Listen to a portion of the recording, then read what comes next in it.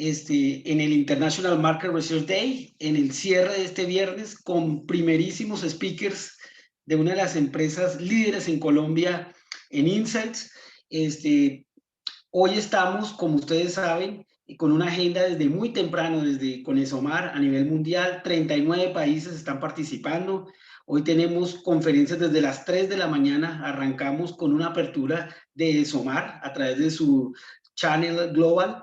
Hemos tenido conferencias a las 8:30, desde países como México, como Brasil, como Perú, en Latinoamérica y en otras latitudes. Entonces les damos la bienvenida. Veo aquí por el chat que tenemos personas de Barranquilla, de Uninorte, de Cali, de Bogotá, de México también. Les damos la bienvenida, de empresas de Cali como Proyectar. Aquí me están escribiendo. Bueno, bienvenidos. Ya tenemos más de 80 participantes.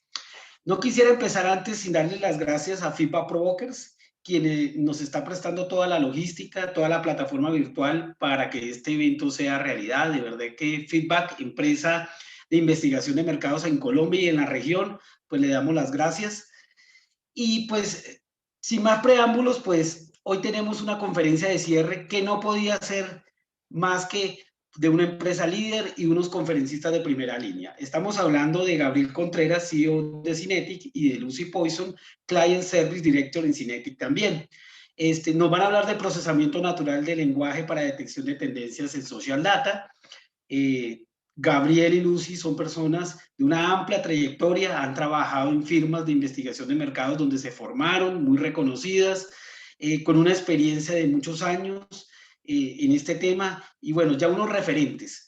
Entonces, les recuerdo a los participantes que pueden hacer sus preguntas a través del chat, que al final vamos a leerlas y van a ser respondidas por Lucy y por Gabriel. Ya Gabriel y Lucy están conectados. Hola Gabriel, hola Lucy. Hola, buenos días y hola a todos los panelistas, muy generosos por conectarse hasta ahora y bienvenidos. Bueno, muy bien, los vemos muy bien, nos escuchamos excelente. Más de 80 personas ya conectadas en línea como participantes. Pues sin más preámbulos, les dejo los micrófonos a ustedes. Pueden ya compartir su material. Bienvenidos y adelante. Muchas gracias. Bueno, muchas gracias.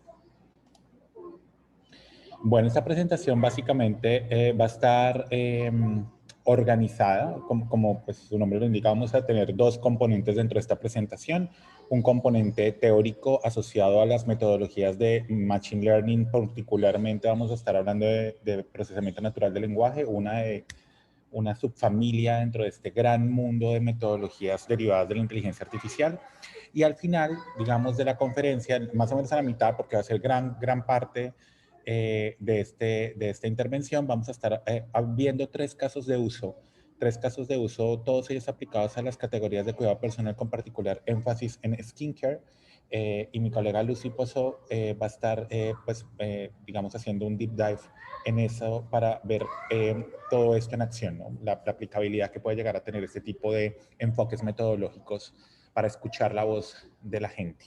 Entonces, les presentamos rápidamente la agenda. Vamos a presentar muy brevemente quiénes somos en Cinetic. Vamos a definir rápidamente qué es procesamiento natural del lenguaje, definiciones, casos de uso. Vamos a presentarles una de nuestras metodologías que es CI360 y cómo desde CI360 usamos procesamiento natural del lenguaje para detectar tendencias e información de valor desde social data, y de ahí pasamos a mirar los casos de uso. El primer caso de uso vamos a estar viendo cómo con NLP podemos derivar y entender principios activos que pueden llegar a ser tendencia en categorías de skincare, soportando un poco las necesidades de información que pueden tener los departamentos de investigación, desarrollo e innovación de empresas generadoras de cosméticos y productos dermocosméticos. Vamos a hacer un segundo caso de uso viendo un poco tendencias y problemáticas tendencia. Vamos a hacer un foco en ojeras, una de las tendencias digamos, en problemáticas que se elevó muchísimo en social data durante pandemia y que todavía sigue en aumento. Y finalmente vamos a ver algunas tendencias en donde vemos algunas marcas que están sobresaliendo y algunas formas de vender skincare y de crear relación entre marcas y consumidores que nos están marcando unas oportunidades importantes de mercado. Entonces, sin más preámbulo, hablemos brevemente de Cinetic. En Cinetic, pues, nos gusta definirnos como un ecosistema científico, un ecosistema en donde las ciencias sociales, las ciencias humanas, la ciencia desde datos y la perspectiva convergen para ayudar a nuestros clientes a descubrir nuevas oportunidades, anticiparse analíticamente al futuro, optimizar y adaptar la estrategia y al final del ejercicio optimizar la forma como llegan al mercado. Básicamente nuestra oferta de valor se desemboca en tres grandes capas. La primera capa es la capa de data. Con data nos preocupamos por acceder, limpiar, estructurar modelos de datos que aprovechen la data tradicional que viene de CATI, CAPI, modelamiento, digamos, modelos tradicionales de levantamiento de datos, pero también cookies, sentineles, dinámicas asociadas al listening interactivo, listening activo, digamos, creando lakes o bodegas de datos que nos permitan tener información de valor. Cuando esa capa de data está cubierta, pasamos a descubrir patrones ocultos detrás de esa data con nuestras competencias en analítica.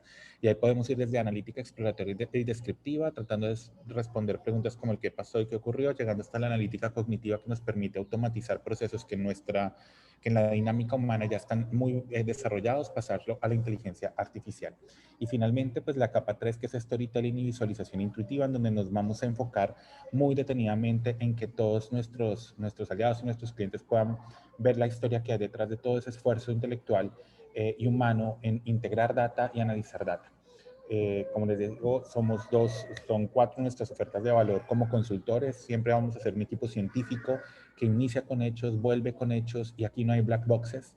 Si nuestros clientes trabajan con nosotros, no será porque tenemos un algoritmo que solamente nosotros conocemos y que solamente nosotros calculamos.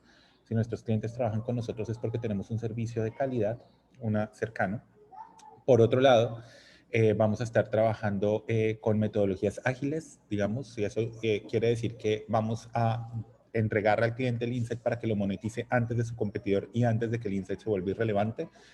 Aceleradores analíticos y metodologías, una de ellas las vamos a estar trabajando hoy, es CI360, y también pues un poco un equipo consultor senior. Esto es básicamente un poco quienes somos en Cinetic, nuestra página www.cinetic.com, y bueno, comencemos entonces un poco con los temas. Hablemos un poco de procesamiento natural del lenguaje o Natural Language Processing, como lo conocemos en inglés. 3 disciplinas nos convocan hoy: el lenguaje, digamos la dinámica del lenguaje, por otro lado la lingüística y por otro lado el machine learning. ¿Qué es el lenguaje? El lenguaje es un sistema complejo de comunicación, está compuesto por interacciones de códigos que generalmente son palabras o frases.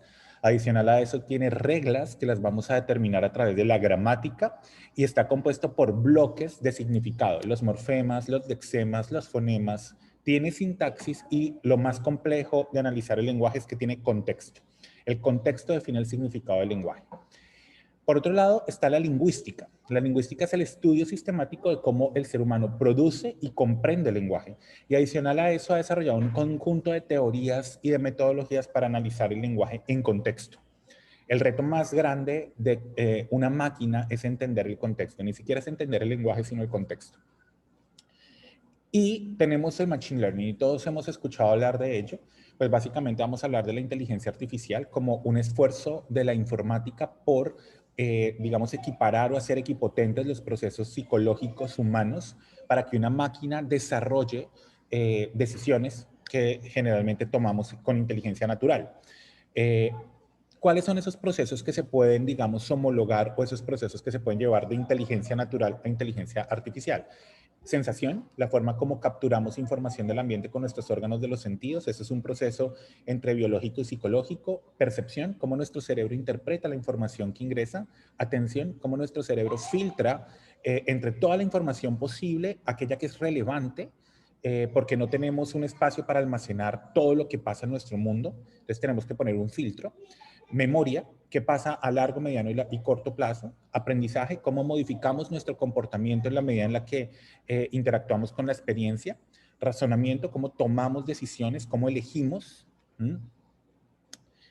Por otro lado, vamos a hablar del lenguaje, digamos, lenguaje como un proceso, sobre todo por el significado, motivación y emoción.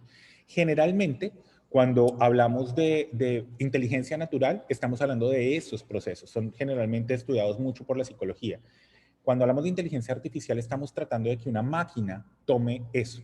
Cuando ponemos en interacción el lenguaje, la lingüística y el machine learning, encontramos un desarrollo o una tendencia en inteligencia artificial que llamamos el Natural Language Processing. Y básicamente tiene unos bloques, digamos, dependiendo del bloque de lenguaje que estemos analizando, tiene aplicaciones. El primer bloque de lenguaje son los fonemas, y ahí tenemos unas aplicaciones que ya conocemos de hace mucho tiempo, análisis de speech o de sounds, que básicamente lo que tratamos de hacer es entender lo que están diciendo, entender cómo lo están diciendo y de alguna manera pues tratar de desarrollar algún tipo de interacciones alrededor de eso. Después vienen los fonemas y los lexemas, y ahí lo que tenemos es un análisis puntualmente de palabras, y ahí lo que vamos a estar mirando es tokenización o análisis, digamos, de tagging, que es básicamente lo que está pasando cuando hacemos búsquedas en Google. Después pasa análisis de sintaxis, que ahí ya no estamos hablando solamente de palabras, sino de frases y sentencias, y ahí tenemos varios temas: parsing, extracción de entidades, lexicografía, es decir, análisis del estilo lingüístico de las personas, muy útil, por ejemplo, en investigación criminal. O tenemos finalmente el análisis del contexto, que es el análisis del significado, y ahí básicamente hacemos análisis de topics. Ustedes han visto, por ejemplo, en algunas aplicaciones de listening digital que hay, digamos, algoritmos para hacer sentiment analysis y determinar un poco la emotividad que hay detrás de un bloque lingüístico. Y eso es básicamente un poco algunas de las grandes aplicaciones a nivel general del procesamiento natural del lenguaje. Dentro de los casos de uso, estos se pueden organizar desde actividades muy fáciles hasta actividades muy avanzadas. Dentro de las actividades fáciles está prácticamente el chequeo ortográfico, por ejemplo. Eso es básicamente, lo vemos en Word cuando nos corrige ortografía. Y podemos llegar a temas muy avanzados como generación de agentes conversacionales. De pronto ustedes conocen a Siri o Alexa, que son, digamos, expresiones supremamente avanzadas de procesamiento natural del lenguaje. Pero en la mitad podemos tener varios tipos de casos de uso con diferentes niveles de complejidad, donde encontramos reconocimiento de frases, reconocimiento de patrones, reconocimiento de temáticas, extracción de información a partir de estas temáticas y demás. Algo muy importante para tener en cuenta dentro de este proceso es que la tecnología juega un rol sumamente importante, porque cuando hacemos un proceso de, digamos, un análisis de NLP, es porque tenemos un volumen importante de datos no estructurados, y para la mesa, digamos, quienes no estén familiarizados, datos no estructurados son aquellos datos que al final, como los textos, los videos, los sonidos, los podcasts, que ahorita estamos analizando mucho la producción en sonido, inclusive más que la producción en video, porque al final del ejercicio es lo que está pasando y es como el consumidor se está tratando de comunicar y de revelar. Al final, toda esta información no estructurada, que no puede ser almacenada en bases de datos relacionales, que no puede ser clasificada como generalmente clasificamos la información en un Excel, pues no solamente es un boom, sino que al final es mucho.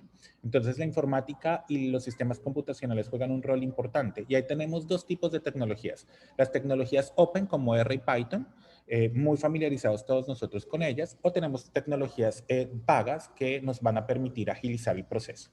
El gran problema con R y Python, como ustedes saben, son librerías públicas que, digamos, la gente en general las nutre con su conocimiento y las nutre con sus dinámicas, con lo que saben del mercado, pero es importante tener en cuenta que quienes generalmente aportan a esas librerías son personas en Estados Unidos, en Alemania y en Francia. Son, digamos, los países que más aportan a construir esas reseñas, esas librerías. Y cuando hablamos de lenguaje, hay un componente importantísimo que tiene el español, que particularmente lo hace un idioma bien difícil de entender para una máquina. Dentro de esas características están los silogismos, hay ciertos modismos, el sarcasmo, la ironía, la grosería que no es grosería.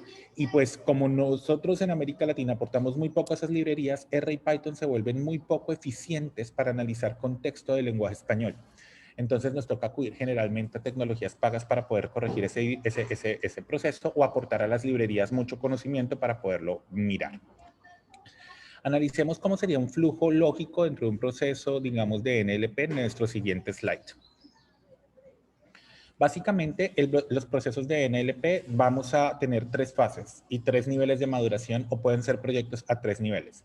Lo primero que nosotros llamamos son heurísticos. Todos sabemos lo siguiente, y es que el ser humano toma decisiones de una de dos formas, de forma heurística o de forma algorítmica. La forma algorítmica es una forma muy organizada, sistemática, reproducible, que siempre tiene la misma manera de operar. pero la forma heurística casi que es artística. Son esas decisiones para las cuales no hay un template. Y básicamente cuando analizamos texto, lo primero que tenemos, si esto es inteligencia artificial, le tenemos que informar a la máquina cómo lo interpretamos de forma natural. Ese es el primer paso, o sea, no podemos esperar que la máquina entienda una información que le estamos entregando si no le mostramos a la máquina cómo nosotros la entendemos con inteligencia natural. Lo que va a hacer la máquina es emular o tratar de emular nuestros procesos, como los decíamos anteriormente, nuestros procesos psicológicos.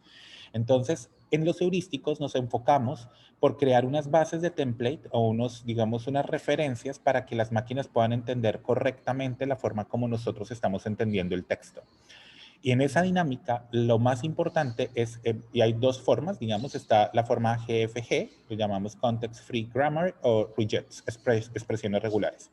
Y ahí básicamente lo que hacemos es tomar la información, clasificarla como la clasificaríamos bajo unas ontologías o bajo unas lógicas humanas y permitir que la máquina aprenda las reglas lingüísticas que estamos usando para ese proceso. Esa es fundamentalmente la dinámica en los heurísticos. Cuando tenemos los heurísticos y tenemos, ya sea mediante metodología Reyes o CFG, cómo nosotros entendemos el texto con una muestra pequeña de manera natural, vamos a pasar al Machine Learning y le vamos a enseñar a la máquina a interpretar y a entender los textos como nosotros lo estamos, digamos, entendiendo. Y se generan algoritmos que le van a permitir a la máquina, con nuestra muestra analizada naturalmente, amplificar ese conocimiento y generalizar para entender nuevos textos. Y ahí vamos a estar nosotros muy pendientes del error, vamos a estar muy pendientes de que la máquina en efecto esté haciendo lo que le enseñamos a hacer. Y para eso fundamentalmente ustedes escucharán tres tipos de algoritmos muy puntuales: Bayes nativo, Support Vector Machine o Hayden Markov Model, que son como las formas como entrenamos estas maquinitas. Cuando la máquina ya aprendió, ahora la máquina debe aprender sola. ¿Qué quiere decir aprender sola? La máquina nosotros tomamos una muestra de datos muy pequeña para hacer los heurísticos, la máquina aprendió y generalizó eso, pero lo más probable y lo más interesante en el análisis del lenguaje es que todos los días se producen lenguajes nuevos. Todos los días inclusive aparecen expresiones y palabras nuevas. Todos ustedes saben que, por ejemplo, Colombia fue uno de los países peor evaluados en las pruebas PISA y sobre todo en el tema de español y de comprensión de lectura nos calificaron muy mal a Colombia y a México justamente. Y decían los analistas que lo más probable no es que la gente no comprenda el lenguaje, sino que el lenguaje realmente cambió, que las comas, las tildes, los apóstrofes ya no son la forma como la gente se comunica y que lo que hoy la gente está entendiendo tal vez son otras cosas, imágenes, hashtag, emoticones. Y esa es la razón por la cual vale mucho la pena tratar de entender cómo, digamos, cómo las nuevas lingüísticas pueden entrar en estas dinámicas. Si eso es así, si todos los días está cambiando el lenguaje y el consumidor no se sube a redes sociales y a los buscadores a escribir siempre lo mismo, lo más probable es que con el Machine Learning la máquina no pueda entender esa nueva producción de lenguaje sola. Entonces nos toca migrar de Machine Learning a Deep Learning. Deep Learning es un esfuerzo de la informática por tratar de emular ya no solamente los procesos conscientes que ocurren en la mente humana, como los que acabamos de ver, percepción, memoria, aprendizaje, que son procesos en conciencia. Y el Deep Learning lo que busca a través de capas de redes neuronales es tratar de simular lo que se ha tratado de escribir de procesos de tipo inconsciente. Y esos procesos de tipo inconsciente nos van a permitir coger las reglas que aprendimos con Machine Learning, que la máquina aprende con Machine Learning, y extrapolarla para adquirir nuevas formas de lenguaje y reinterpretarlas y agregarlas al aprendizaje que ya viene cargando. Esa sería un poco la lógica. Creamos los heurísticos, pasamos a Machine Learning para que la máquina extrapole nuestra inteligencia o nuestra forma de interpretar humanamente, y pasamos a Deep Learning, que es la forma como la máquina va a estar recibiendo y procesando nueva información. Sobre este precepto, que es básicamente lo que ocurre en procesamiento natural del lenguaje en Cinetti, creamos una metodología ya hace 2 años y medio que llamamos CI360. CI360 es básicamente una metodología que se explica con esta arquitectura. Del lado derecho tenemos un conjunto de información que está en Social Data. Básicamente son blogs, muchos conocemos y están en crecimiento. Message boards, como lo que ocurre en Reddit. news, como por ejemplo ADN, un periódico general, puede ser cualquiera, ustedes han visto y han podido ver la cantidad de información que están escribiendo en los comentarios y reseñas de e-commerce, en Amazon, en Mercado Libre, y hay una gran cantidad de información. Por otro lado están las redes sociales, que ya sabíamos y hacíamos listening de esto desde hace mucho tiempo, los buscadores, los comentarios que la gente pone en YouTube. Tenemos eventualmente la posibilidad de poner a interactuar esta información con los otros estudios que el cliente tiene, porque en efecto hay forma de hacer metaanálisis e integrar esta data. ¿Qué hace CI360? Genera un proceso de integración de esta información mediante una técnica de creación de lagos de datos, y ese lago de datos lo llamamos el Ontology Data Model. ¿Qué es un Ontology Data Model? Es un clasificador de texto basado en procesamiento natural del lenguaje que, absorbiendo en D-1, es decir, si la información se produce hoy, un día después tenemos la información clasificada en el Ontology Data Model. Y al tener esa información clasificada en el Ontology Data Model, ¿cómo la clasifica? La clasifica básicamente en 3 grandes familias de ontologías. Toda la información que tiene que ver con personas, en donde se hace análisis cognitivo del texto, análisis motivacional, análisis afectivo y emotivo, passion points del usuario, ocasiones de consumo. Se trata de arquetipar el usuario dependiendo de las dinámicas que está usando, digamos, en su lenguaje en cualquiera de estos componentes. Por otro lado, tenemos ontologías asociadas al go-to-market o go-to-market ontologies, y ahí básicamente se habla mucho de las reacciones al canal, reacciones a las promociones, reacciones a los productos, dinámicas de precio. Y hay algo que llamamos context ontology, que es cuando hablan un poco de marcas, de portavoces, de reacciones a campañas o inclusive de coyuntura noticiosa. El primer paso entonces es que ese texto quede muy bien clasificado y muy bien almacenado en este modelo, en este lago de datos que llamamos el Ontology Data Model, y a partir de esa clasificación y almacenamiento se hacen todas las dinámicas analíticas un poco para poder encontrar tendencias en social data. ¿Qué es una tendencia y cómo se ve una tendencia en social data? Básicamente una tendencia tiene 4 grandes características. Primero, tiene un número importante de productores de contenido, es decir, autores únicos. Por otro lado, los fans, es decir, la gente que se adhiere al contenido, es creciente. La autoridad de las personas ahí involucradas también es creciente. Recordemos que la autoridad es el nivel de reacción de la comunidad de la persona ante todo lo que la gente diga, shares, likes, etcétera.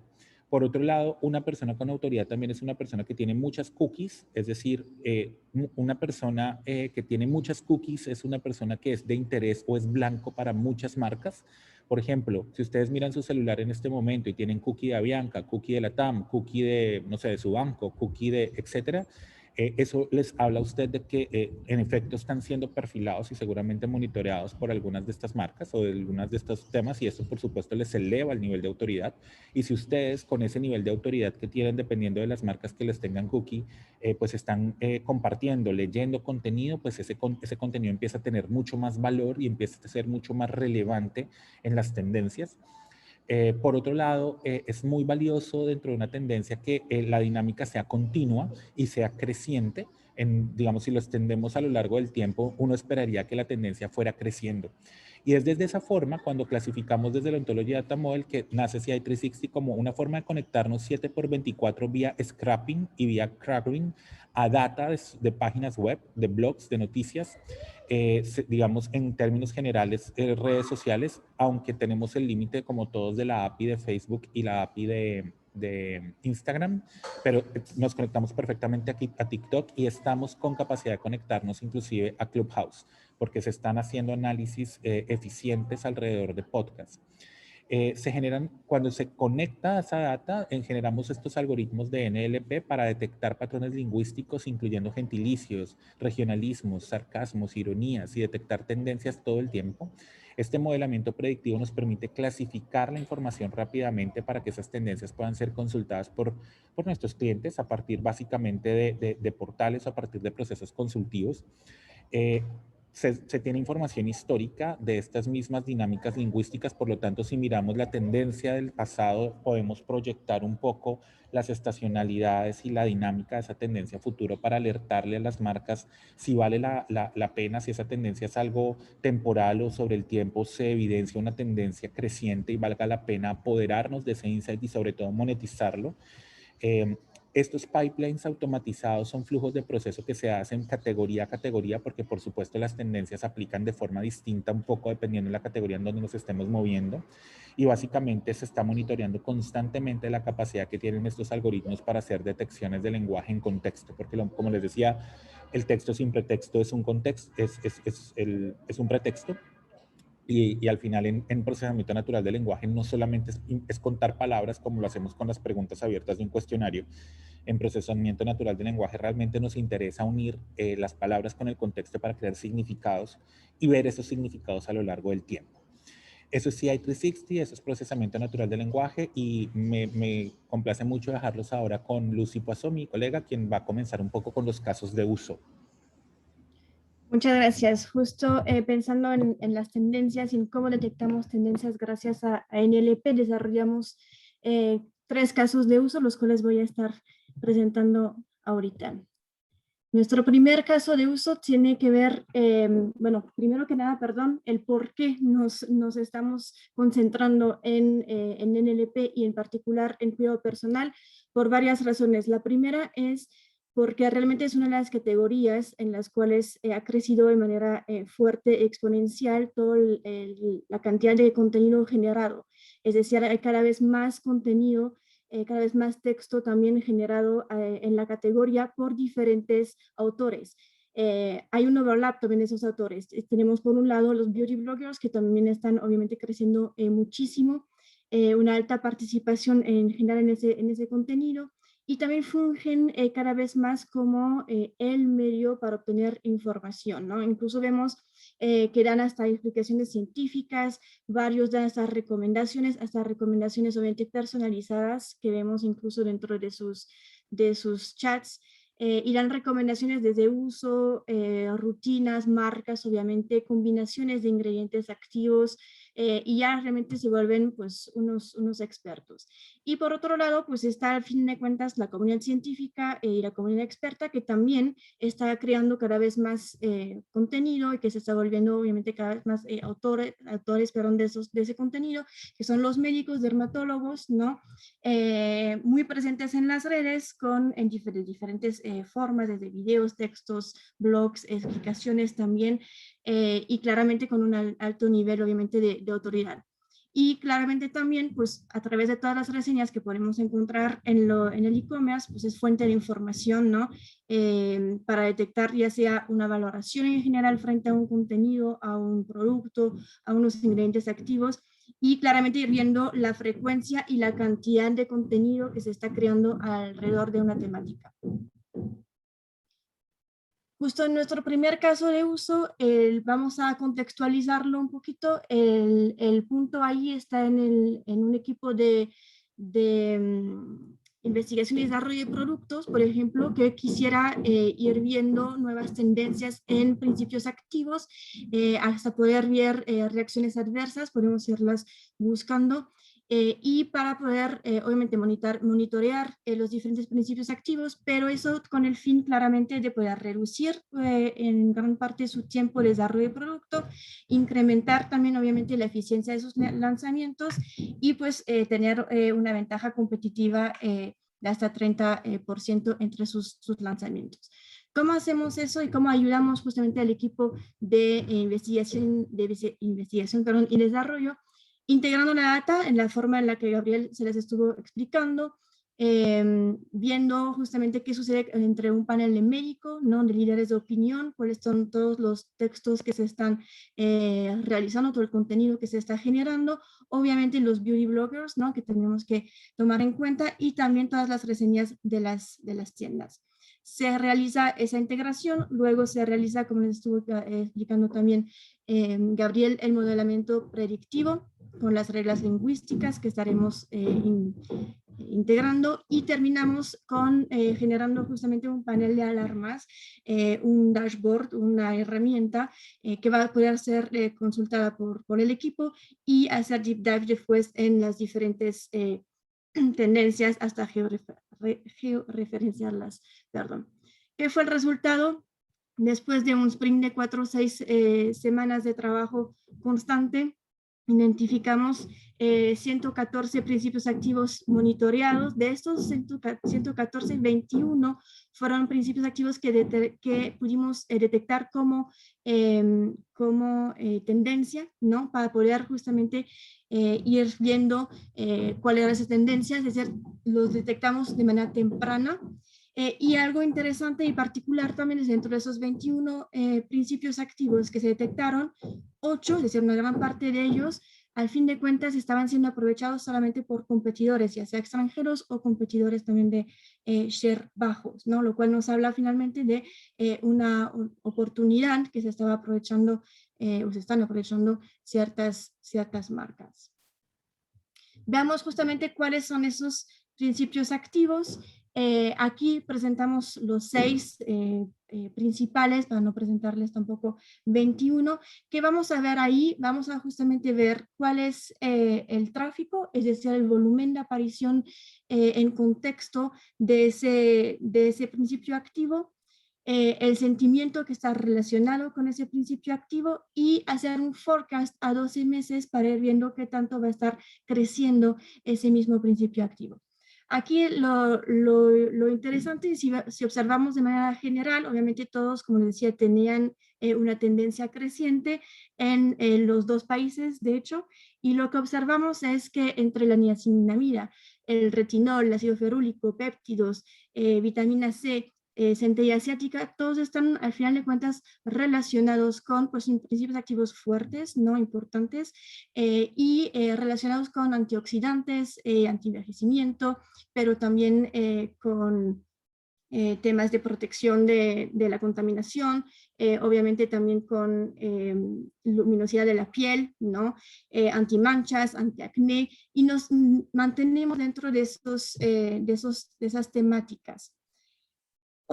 Ahí empezamos a ver ciertas tendencias en cuanto al cuidado o el interés que está aportando el consumidor en esos temas. Y por otro lado, pues obviamente nos interesa ver quién está generando esa tendencia, ¿no? Y quién está generando, quiénes son los autores de esa tendencia, donde vamos a verlo entre dermatólogos, entre beauty bloggers, entre también las reseñas que tenemos en e-commerce. Por ejemplo, la niacinamida, muy fuerte, muy mencionada entre los beauty bloggers, péptidos un poco más, por ejemplo, entre los dermatólogos, y en e-commerce es donde vemos ya, les diría, un principio activo un poquito más conocido como fue el retinol.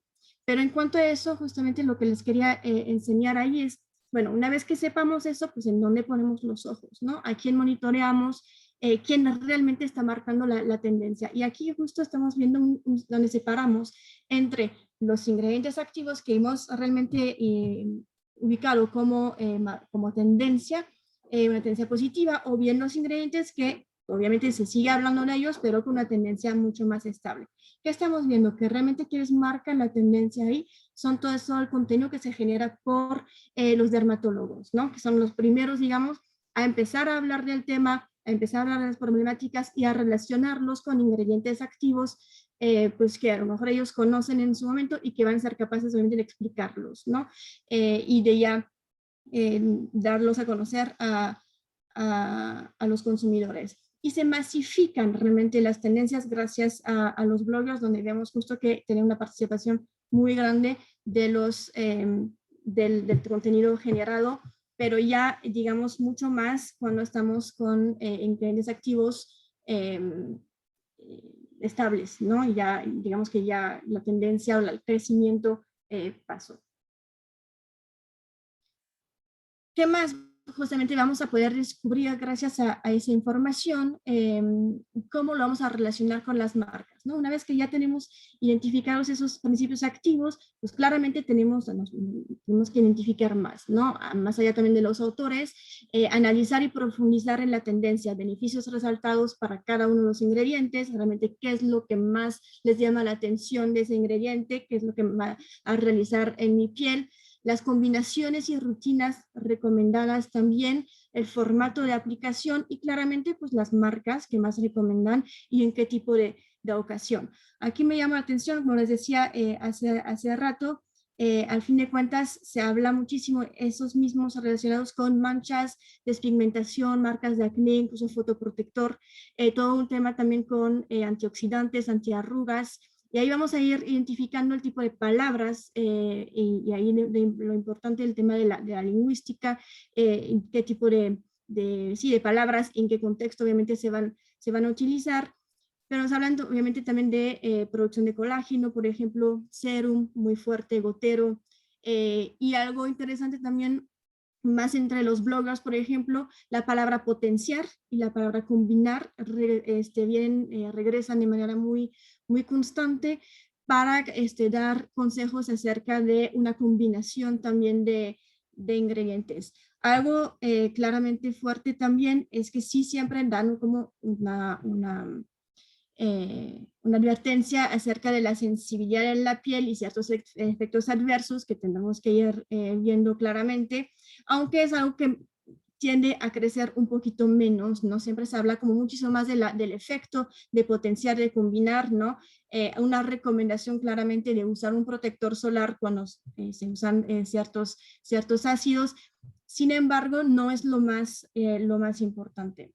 Aquí me llamó la atención y es a manera de ejemplo, como por ejemplo esa señora que es blogger recomienda combinar el ácido ferúlico con cremas, incluso que van a tener vitamina C y E para justamente potenciar el efecto contra las manchas. Entonces va explicando toda una rutina de cómo va combinando sus productos, y algo que más interesante es como primero que nada se habla de el porcentaje y las concentraciones antes incluso de nombrar un producto o una marca, que es otro punto que veremos un poquito más adelante, pero realmente decir, voy a usar un producto, una crema de vitamina C a la potencia o con un porcentaje con una concentración del 23, del 30, antes incluso de mencionarnos el producto o la marca, lo cual aquí también nos habla claramente de una tendencia en ese tema de estar buscando un efecto mucho más fuerte, mucho más localizado también, y de ir creando su propia rutina, ¿no? Volverse realmente dueño de su propia rutina y personalizándola cada vez más. Ahí lo importante es justamente pensar que el monitoreo constante de esos textos, de ese contenido por medio de NLP, nos va a permitir detectar de manera temprana las tendencias, ¿no? Y tomar las acciones que tenemos que tomar como marca, o como marca, o como equipo de marketing, ya sea o bien de desarrollo, investigación y desarrollo, para desarrollar productos, formatos, o bien sus campañas de marketing, y para crear una conversación directa con nuestro target. Nuestro caso 2 es un caso similar y relacionado con el mismo tema, donde ahí más que irnos a principios activos como tal, nos fuimos a temas de problemática, ahí más como orientado a un equipo de marketing que igual quiere también optimizar todo su plan de marketing, su plan de comunicación. La lógica, es la misma en cuestión de integración de información y de modelamiento, como tal, así como de entrega de resultados, pero mucho más enfocado a problemática, ¿no?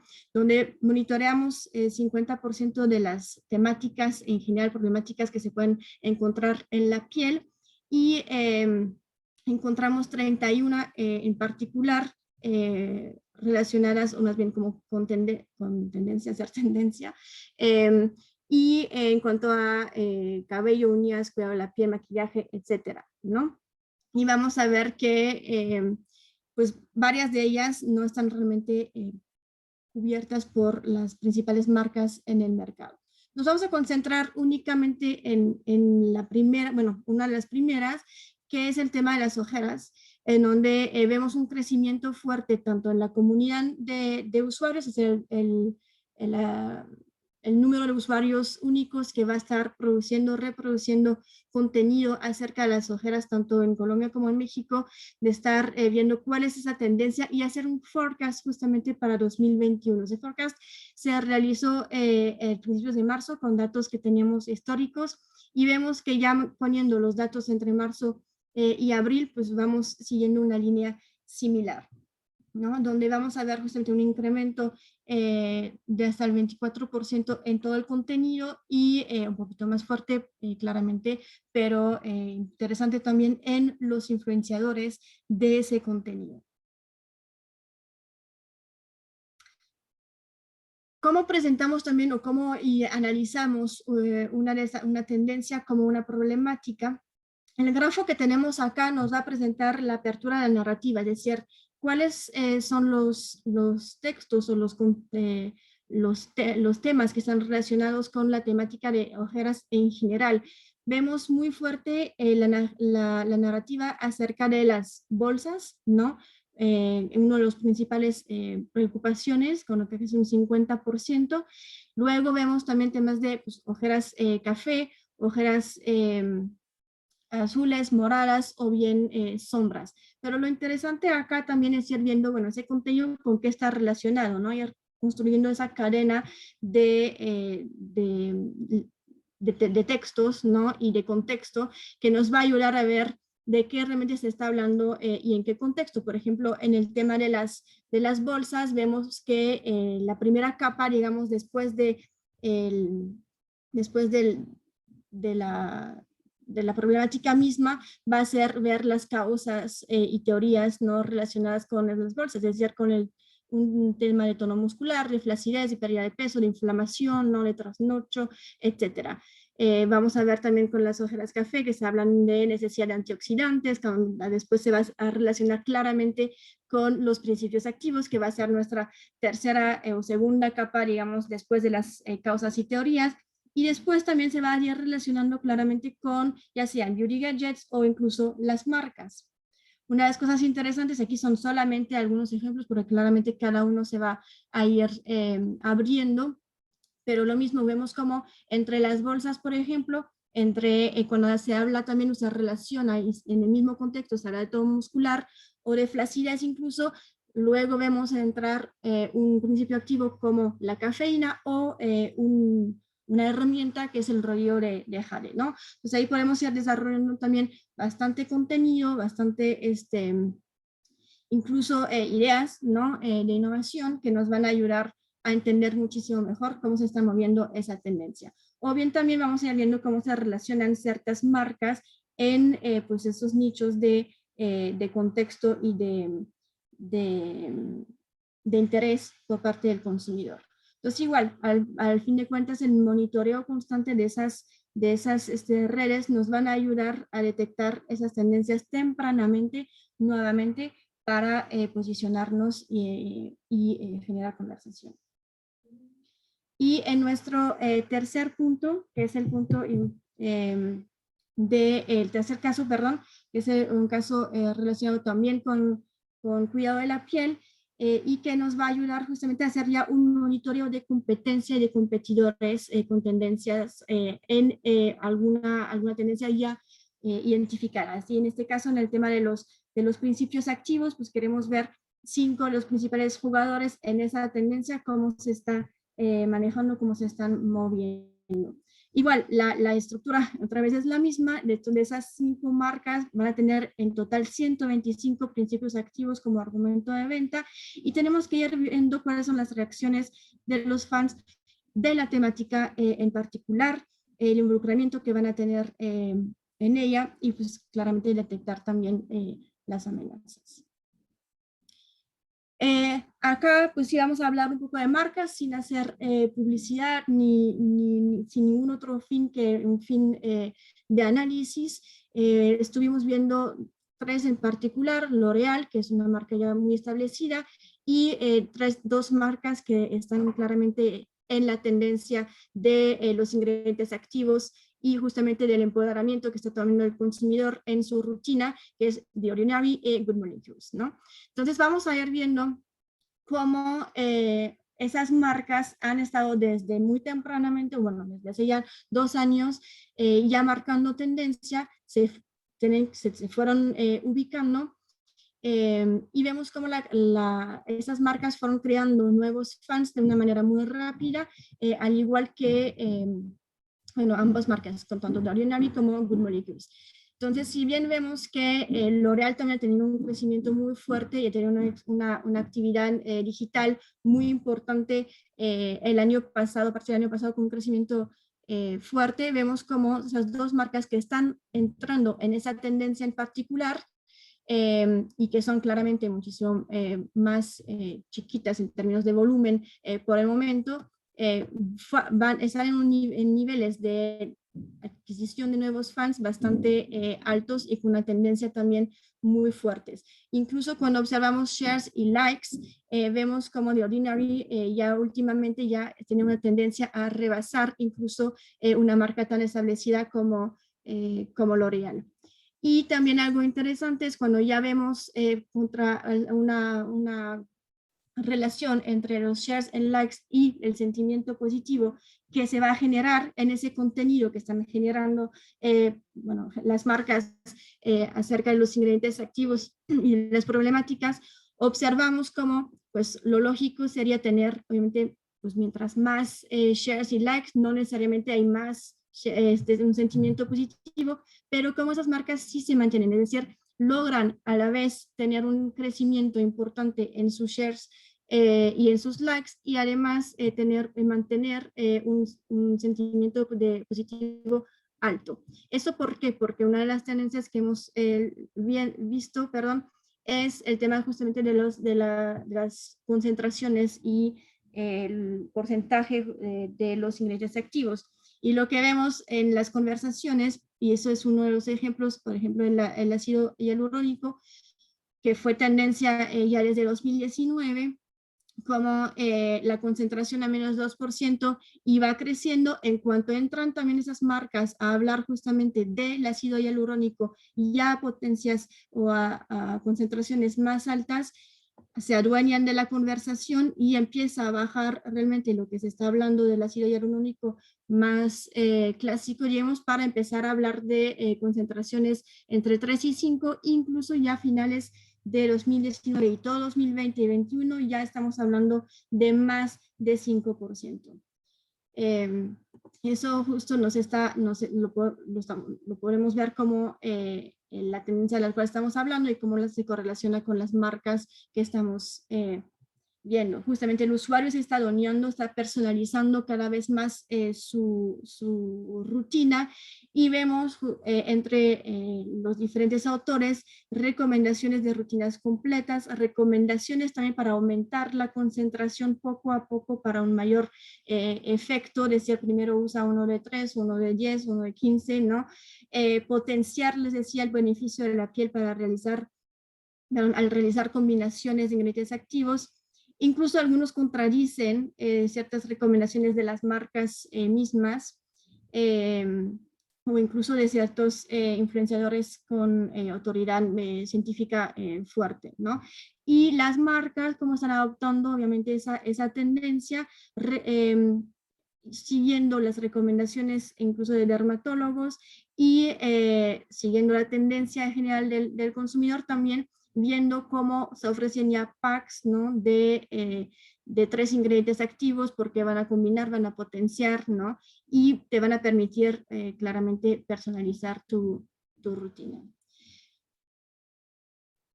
Para terminar, justo la metodología y un poco lo que hemos visto con Gabriel es el monitoreo constante de esas categorías, la categoría de interés, con el fin de ustedes poder tener, bueno, ustedes clientes, tener acceso a un dashboard personalizado para consulta, control de esas tendencias y detectarlas realmente muy tempranamente. Con eso termino. Nos queda poquito tiempo, creo, pero cualquier pregunta que tienen son bienvenidas. Bueno, muy bien, muchas gracias, muy interesante. Bueno, los participantes, bueno, seguimos viendo que vienen de Cali, de Bogotá, de empresas como Proyectar SAS. Bueno, muy bien. Es el momento ahora de las preguntas. Recuerden que las pueden escribir por el chat. Ya tenemos preguntas. Y bueno, vamos a arrancar.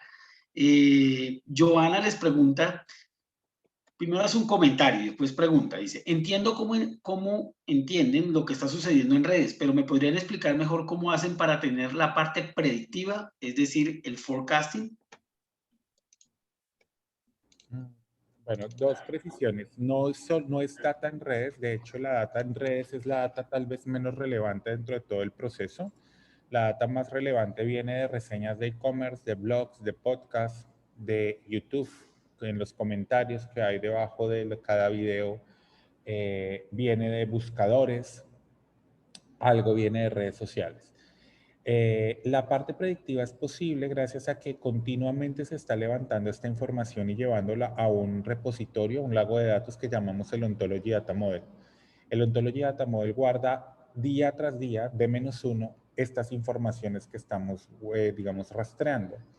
¿Y eso qué permite? Permite tener una gran base de datos histórica que nos permite ver tendencias, estacionalidades y ciclos de cada temática, de cada concepto, de cada regla lingüística. Gracias a eso es posible hacer una proyección hacia el futuro de cómo se mueve eso en el histórico. Sin embargo, no solamente se analiza la temática para llevar a futuro, se analiza el número de autores, el número de personas que se adhieren a la temática, ya sea porque la taguean, la siguen, le dan share, le dan like, reaccionan, leen, de autores únicos vía dirección IP, de fans únicos vía dirección IP, y eso nos permite, digamos, tener como una secuencia clara de qué es lo que ha ocurrido y cómo puede llegar a ocurrir o continuar la tendencia a futuro. Adicional a eso, particularmente en Colombia y en México, en la categoría de cuidado personal, en los últimos 4 años ha habido un total de 112 grandes tendencias que las marcas han promovido y han desarrollado.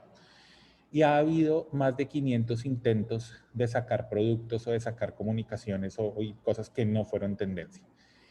Este pequeño número, estas digamos, casi 150 tendencias probadas en el mercado contra casi 500 que no lograron ser tendencia, aunque fueron intentos, tienen características lingüísticas y patrones de comportamiento en las audiencias diferentes. Entonces, lo que nosotros hacemos, adicional a la dinámica de autores y a la dinámica de los fans y a la dinámica histórica de la temática, es comparar cada temática contra un repositorio de tendencias probadas contra intentos que no fueron tendencia para analizar las diferencias lingüísticas entre el uno y el otro. Y eso nos permite tener una dinámica hacia futuro. No sé si con eso te contesto, pero son dos formas, digamos. Por un lado, series de tiempo, que nos permite ver tendencia, estacionalidad y ciclo, y por otra, cointegración con variables como las que te acabo de contar, digamos, comparando el comportamiento de las tendencias que estamos encontrando contra el comportamiento que tuvieron tendencias probadas versus intentos de tendencia que no fueron probadas, que no fueron exitosas, perdón. Muy bien, bueno, Joana ya nos está respondiendo, dice súper clara la respuesta, gracias. También tenemos gente de otras empresas, por ejemplo, tenemos de Visual Lab, también está, te mandan felicitaciones, les manda Daniela, dice excelente presentación, pero hace una pregunta también, dice, ¿cómo hacen para diferenciar la información cuando es un spam o bots de una información real para los resultados finales? Tanto los spam como los bots están marcados con un tag que nos permite aislarlos, porque es que al final la información de un bot o de un spam, digamos, tiene unos patrones, primero lingüísticos, el spam no, pero el bot tiene un patrón lingüístico muy particular, siempre es el mismo, la misma secuencia se encuentra en varias páginas. Es muy raro que un consumidor escriba lo mismo en YouTube, después entre a Amazon y escriba del producto lo mismo y después entre a la, no sé, a la reseña de una farmacia como Farmatodo, por ejemplo, y escriba lo mismo. Ahí es donde uno detecta una secuencia bot, digamos, cuando las secuencias son las mismas en diferentes lugares y pues esas secuencias se eliminan. Los spam más son como indicativos un poco de errores dentro de las páginas web y queda como una marcación de error y uno las puede también filtrar dentro del análisis. Entonces, digamos, hay maneras de verlo. Ahora, en el mundo digital es algo que nos, digamos, es un poco lo que, digamos, a lo que nos enfrentamos.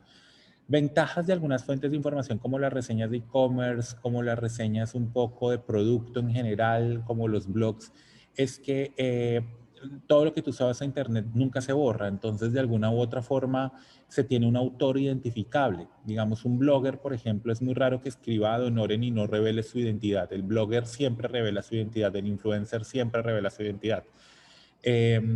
Empezamos un poco a clasificar las autoridades del blogger y del autor del contenido en función de cómo reaccionan sus comunidades y en función de cuántas cookies tiene ese blogger asociadas un poco o lecto cookies, digamos. Y ahí es donde empezamos a ver. Y eso nos permite ver como un análisis particular de la autoridad y de la credibilidad de quien escribe. Muy bien, tiene muchas preguntas, muchos comentarios. Muy bien. Dice, Anónimo dice, en este caso de principios activos, ¿es suficiente arrastrar en el país en cuestión o deben extender las escuchas a otros países para obtener un volumen alto de conversaciones?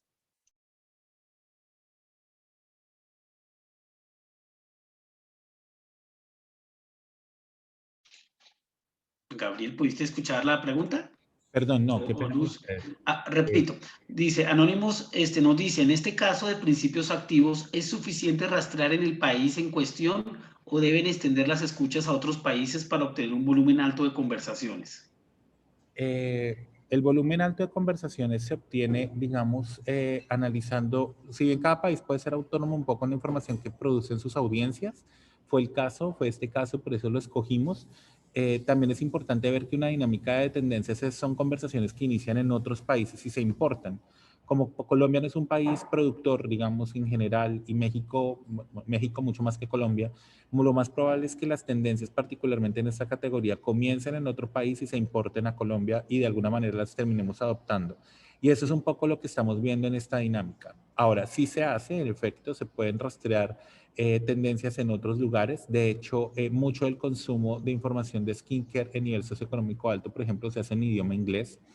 Y de alguna u otra manera, pues es parte del ejercicio. Ahora, digamos, culturalmente y por análisis un poco de esas reglas lingüísticas en términos de sarcasmos, ironías, gentilicios, es pertinente que cada país se analice con respecto a sus reglas.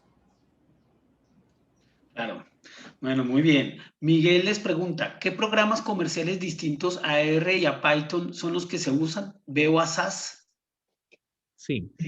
Nosotros particularmente tenemos un laboratorio basado en SAS Visual Data Mining and Machine Learning, que es nuestro entorno tecnológico. Nosotros particularmente lo tenemos instalado en la nube de Amazon, en AWS, y desde ahí pues operamos la información. Pero hay otros, digamos, está IBM, tiene una muy buena herramienta.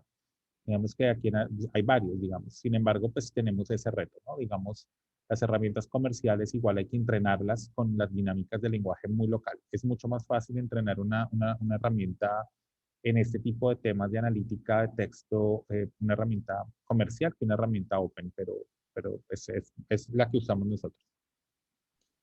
Miguel también comenta, ¿hay suficiente información en las redes sociales en Colombia? Aparte de las reseñas y comentarios de e-commerce, ¿otras fuentes para poder hacer pronósticos efectivos? Algo parecido a las preguntas anteriores. Cuéntame si hay suficiente información en Colombia. TikTok es un boom. La mayor producción de contenido en redes sociales se está dando en TikTok. Si comparamos digamos, no es comparativo porque Facebook, particularmente Instagram, lo ocurrieron hace muchos años cuando la gente no tenía hábito de producir contenido. Pero si se comparan los primeros años de TikTok, los 2 primeros años de TikTok con los primeros 2 años de cada red social, la información que se está produciendo al interior como respuesta al estímulo, es decir, no los productores de videos, sino los comentarios dentro es, digamos, exponencialmente diferente. Entonces, TikTok es una gran fuente. Clubhouse es una información mucho más premium, mucho más poderosa en términos de audiencias superiores y se puede acceder en gran parte a esta información.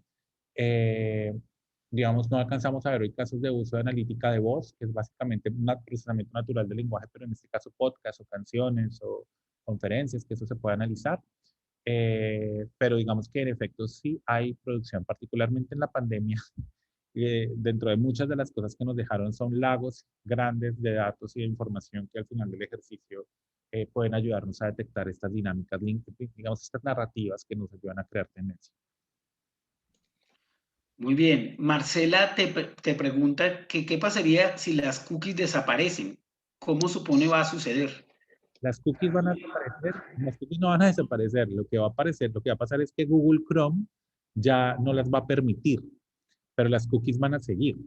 Entonces, las cookies y los sentineles, digamos, el anuncio no es que desaparezcan las cookies, sino que Google Chrome, que en efecto es el navegador más eh, usado, por lo menos en América Latina, están. Entonces, hay varias estrategias que eso no le conviene a nadie, solo le conviene a Google. Entonces, hay una presión importante de la tecnología y de las empresas en general de tecnología como Amazon, IBM, etcétera, porque esto no pasa. Lo más probable es que empecemos a ver alguna migración del navegador y la gente empieza a navegar por Mozilla, por Firefox, por Internet Explorer o por Safari o otros. Y eso, digamos, atenúe la dependibilidad de Chrome porque, digamos, es el navegador donde ocurre. Ahora, la cookie no desaparece porque la cookie es una marcación del dispositivo, de la dirección IP, es un apellido sobre la dirección IP, no es una marcación sobre la persona. Entonces, así Google, no las podamos leer desde Google Chrome, sí las podemos leer desde las páginas destino. Si yo analizo el XML, por ejemplo, de una página como Amazon, ahí me va a llegar la cookie y yo la voy a poder ver. No la va a poder ver dentro del navegador de Internet Explorer y va a ser difícil conectar lo que la gente haga fuera de, por ejemplo, de Amazon, pero se pueden empezar a hacer desarrollos para hacer esas conexiones. Muy bien. Andrés te dice, tengo una duda. De las tendencias mostradas era claro que había suficiente crecimiento del interés, pero ¿tienen alguna métrica de tamaño? ¿De alguna manera se cuantifica si es una conversación masiva o nicho?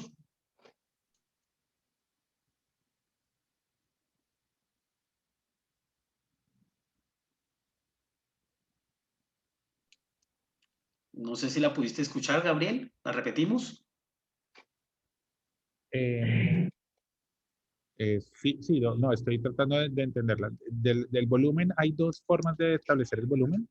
Hay un volumen de producción lingüística que la llamamos share and like, pero también tenemos un volumen de autores únicos, que es lo que ustedes veían ahí, gente produciendo contenido, pero también nuevos seguidores que se adhieren a las tendencias, eh, que son direcciones IP únicas. Entonces, esas son dos formas de contabilizar, digamos. Pues hay una forma en el número de contenido, pero la más interesante es ver el número de autores que generan un número de nuevas audiencias que al mismo tiempo generan un número de reacciones. Eso se puede cuantificar de esa manera. Perdón, sí, Bien. tenemos una, Ajá. Rams, para Adelante. agregar. Creo que lo importante ahí sí es ir viendo el número, claramente, pero más allá del número es la tendencia, otra vez. Es decir, si vieron ahí en principios activos, por ejemplo, no estaba el ácido hialurónico. Me va a decir, ¿por qué no? Porque al final de cuentas es uno de los que más se habla y más vende incluso últimamente. Sí, claramente, pero es que ya está posicionado como algo estable, ¿no? Es lo que podemos a lo mejor detectar conversaciones que sí son nicho, pero lo importante es ver con qué rapidez, con qué frecuencia van a ir creciendo, porque esas son las que realmente van a contar mañana, ¿no? Más allá de ver lo que hoy en día está haciendo volumen. Gracias, Lucy. Muy bien. Hay muchos comentarios. Aquí, por ejemplo, Javier Fernando desde Inbrain los felicitan, dicen que es una gran presentación y les preguntan, quisiéramos saber si tienen en cuenta dentro de los análisis las personas de nivel socioeconómico 1 y 2 o si se usan otras técnicas para conocer tendencias en estos segmentos de la población. Una buena forma es poner paneles con sentineles. Cuando ponemos un sentinel dentro de poblaciones que tenemos marcadas, vamos a poder hacer ese tipo de análisis. Una IP en este momento no sabemos si es de nivel socioeconómico alto, medio, bajo. Podemos determinarlo, podemos inferirlo gracias a muchas cosas. Por ejemplo, ubicaciones geográficas de los últimos posts, si es que estuvo con internet móvil, o podemos identificar el set de aplicaciones o el set de cookies que tiene. Pero la dirección IP es impersonal, no sabemos quién es la persona, si es hombre, mujer, etc. Ahora, ¿qué sí sabemos? ¿Cómo lo entiende Google? Por ejemplo, ustedes saben que Google tiene una segmentación de más o menos 150 categorías. Y lo más importante es que si queremos ser exitosos en una estrategia digital es pegarlos a la segmentación de Google. Creemos que no tiene mucho sentido hacer segmentaciones offline de poblaciones online, sabiendo que la madre de las segmentaciones ahí es Google y así nos leen y así Google le presenta toda la información al tema. Eso lo podemos saber. Ahora bien, si queremos identidad de las personas, por ejemplo, estamos trabajando en proyectos en donde marcamos, por ejemplo, vendedoras de catálogo, con cookies, y a partir de cookies analizamos no solamente lo que pasa en sus redes, sino lo que están haciendo en las páginas nuestras de los competidores. Obviamente esto con permiso, por supuesto, aquí hay todo un tema en ley de protección de datos personales, porque ya estamos identificando la IP con un nombre propio, que lo sabemos de antemano. Y eso nos va a permitir tenerlo. Entonces, a través de técnicas de panel, en efecto, se puede. Poniéndole una cookie al panel, poniéndole un sentinel al panel, podemos ver, integrar lo que, digamos, las dos fuentes de información, ¿no? Aun cuando el panelista no sea un gran productor de contenido, el hecho de que consuma y dedique tiempo ya es consumo de contenido y ya lo podemos considerar inscrito a la tendencia, así no sea un reaccionador o productor de contenido para la tendencia. Bien, vamos cerrando con algunas preguntas porque hay muchas. Gabriel y Lucy, les pido el favor que igual en su chat pongan sus datos y sus correos por si alguien quiere hacer una pregunta ya más particular, un caso más particular, es muy útil para todos. Javier pregunta, ¿cómo identifican comentarios, contenido que viene de influenciadores, pagos versus comentarios, contenido orgánico real de los consumidores?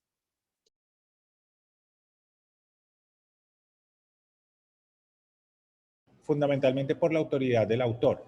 Recuerden que cuando el contenido es auténtico, tiene un autor y el autor se puede identificar. Y esa es como la principal fuente para identificar contenido auténtico, digamos. Y ahorita, me parece que es muy interesante. Hoy, tú te sientas en Quantum Leap en el tablero y tú cruzas de una vez DDD, close-ups, territorios, etcétera. Perdón. Y esa es un poco la dinámica en general, la identificación del autor único y las cookies detrás del autor único. Bien, vamos a finalizar aquí. Tenemos a Landmark que te saluda y te hace una pregunta. ¿Esto es solo para grandes empresas o puede ser para cualquier tamaño de empresa? ¿Es accesible para estas últimas?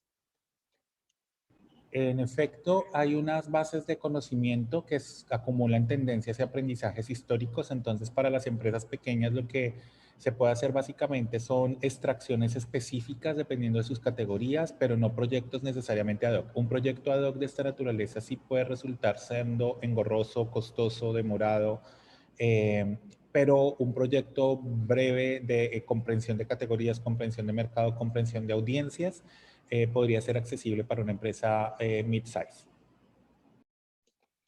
Bueno, muy bien, Gabriel y Lucy, de verdad que muy interesante este tema. Estamos aprendiendo cada día más, ustedes con un gran conocimiento, de verdad que les agradecemos mucho su participación. A los participantes recuerden que ya colocaron tanto Gabriel como Lucy sus correos electrónicos, la página web de Cineti para que hagan sus consultas, y no queda más que agradecerles a los invitados, a los speakers. No sé si Gabriel, Lucy quieren decir algo para el cierre. Muchas gracias por la invitación, muchas gracias a todos por asistir también, y pues cualquier necesidad que tengan relacionados con insights, con analítica y obviamente pues con procesamiento natural del lenguaje, estamos a la orden. Y muchas gracias nuevamente por abrirnos el foro. Bueno, muy bien. Gabriel, no sé si quieres decir algo para el cierre. Creo que ya se cayó la conexión de Gabriel. Pero... Bueno, para los que están consultando, sí, la presentación es grabada, la vamos a poner en la página web de ACEI la próxima semana, www.acei.co. Una vez más les agradecemos por toda esta semana de conferencias, a Cineti por ser este cierre tan maravilloso, y los esperamos en próximos eventos. Muchísimas gracias a todos, que tengan un feliz viernes y un feliz fin de semana. Chao, chao. Gracias.